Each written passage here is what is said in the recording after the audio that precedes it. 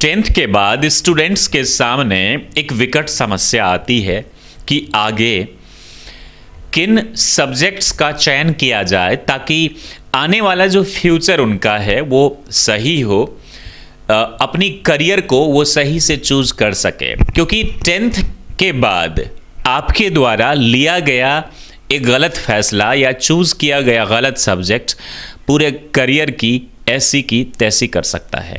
हालांकि ज़्यादातर बच्चे इसे बिल्कुल भी गंभीरता से नहीं लेते। टेंथ के बाद वही करते जो उनके आस पड़ोस के लोग, रिश्तेदार, भाई बंधु या किसी ने कुछ कह दिया, वो सुनकर अपने कोर्स का चयन कर लेते हैं। मान लीजिए एक्स एक बहुत अच्छा एथलीट हो सकता है, उसके लिए प्रोफेशनल कोर्सेज हैं, लेकिन ज़बरदस्ती उसको मैथ्स पढ़ाकर पहले इंजीनियर बनाया जाता है।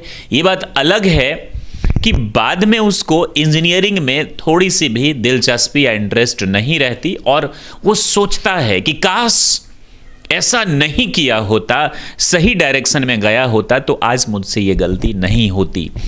आप देखेंगे 80% लोग, चूंकि 80-20 का प्रिंसिपल हर जगह होता है, इसलिए मैं यही एग्जाम्पल आपको देता हूं। 80% लोग अपने नौकरी से खुश नहीं होते, वो जो काम करते उससे खुश नहीं होते, लेकिन बावजूद इसके वो उस काम को करते, चूंकि अगर वो नहीं करेंगे तो खाएंगे क्या।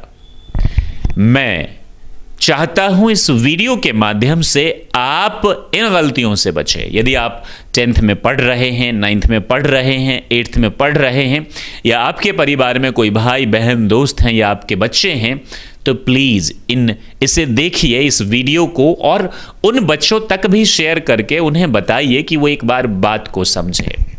चूँकि मुझसे भी गलती हो चुकी है और मैंने काफ़ी एक्सपीरियंस लिया है, इसीलिए आज मैं इस लायक हूं कि आपसे इस बात को कर सकूं। गहन अध्ययन के बाद, स्टडी के बाद, 10th के बाद मुझे अलग अलग लोगों ने अलग अलग सलाह देकर अलग अलग चीज़ों को रखवा दिया और मैं फंस गया। मैं जानता हूं आप भी फंस जाते हैं। मैं एक सिंपल सी बात कहना चाहता हूं, 10th के बाद आप मैथ्स रखेंगे, बायोलॉजी रखेंगे, कॉमर्स रखेंगे, आर्ट्स ह्यूमैनिटीज़ रखेंगे, या फिर कोई भी डिप्लोमा करते हैं या सर्टिफिकेशन कोर्स जैसे कि ITI, पॉलिटेक्निक, या फिर आप कुछ और करते हैं, राइट। आप मान लीजिए फैशन डिज़ाइनिंग का डिप्लोमा आप कर लेते हैं, सर्टिफिकेशन कर लेते हैं, या फिर किसी भी चीज़ में आप जाना चाहते हैं, स्पोर्ट्स में आप जाना चाहते हैं, तो इन सब का जो एक क्रक्स है और एक चीज़ है, जो मूल मंत्रा है, वो मैं आज आपको देना चाहूँगा। देखिए, एक वर्ड होता है that is called aptitude, APTITUDE। Aptitude का मतलब होता है अभिरुचि, संस्कृत में स्वधर्मा, और इसे अगर डिफाइन करें सिंपल वर्ड्स में तो इनका मतलब होता है इनबिल्ट टैलेंट और quality. I mean, we all have one inbuilt quality. Some may have more than one. That quality is different than others. ये जो वो क्वालिटी है ना आपका, वो औरों से अलग है, वो डिफरेंट है। अब आप ये पता लगाइए कि आप किस चीज़ में बेहतर हैं या कर सकते हैं।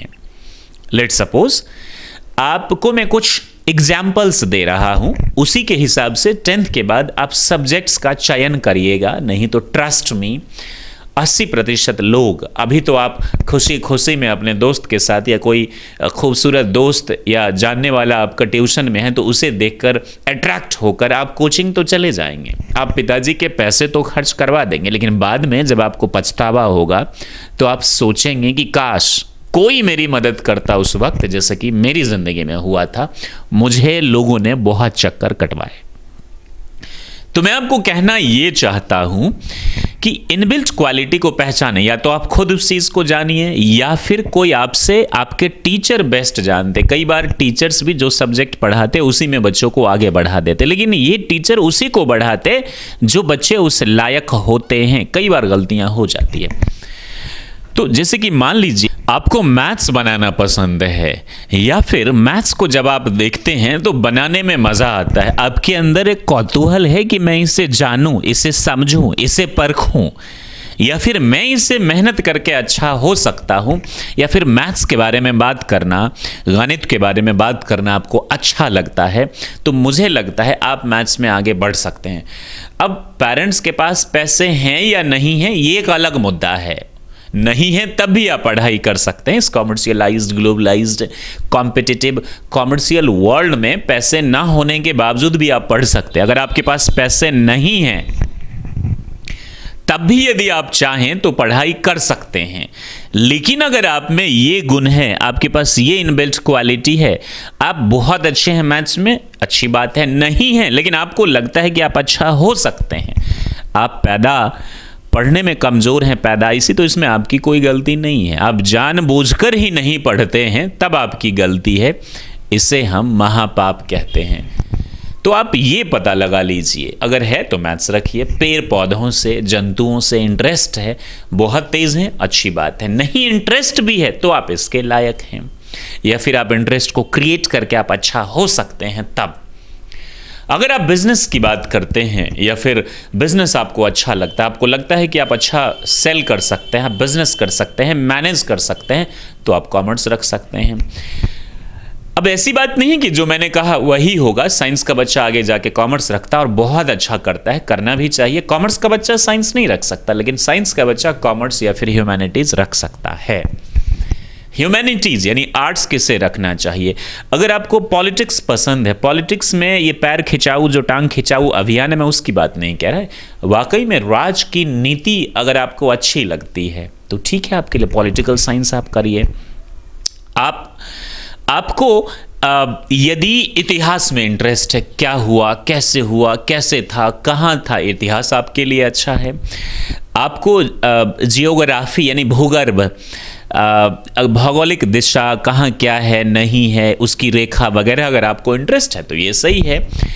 आप पैसे अच्छा बचा लेते हैं, आपकी पैसों पे अच्छी कमांड है, कैसे हो रहा है, कैसे जा रहा है, क्या ग्रोथ है नहीं है। कॉमर्स में इकोनॉमिक्स आपके लिए बहुत अच्छा, इकोनॉमिक्स कॉमर्स के जरिए भी है, ह्यूमैनिटीज आर्ट्स के जरिए भी है।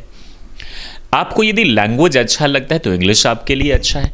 मेरा कहने का मतलब ये है कि आप जो भी चूज करते हैं ना, वो देखकर, सोचकर, समझकर चूज करिए। आंख मूंद कर उसे चूज मत करिए, क्योंकि आपके द्वारा लिया गया एक गलत फैसला आपके पूरी जिंदगी को तबाह कर देगा, और ऐसा सच है।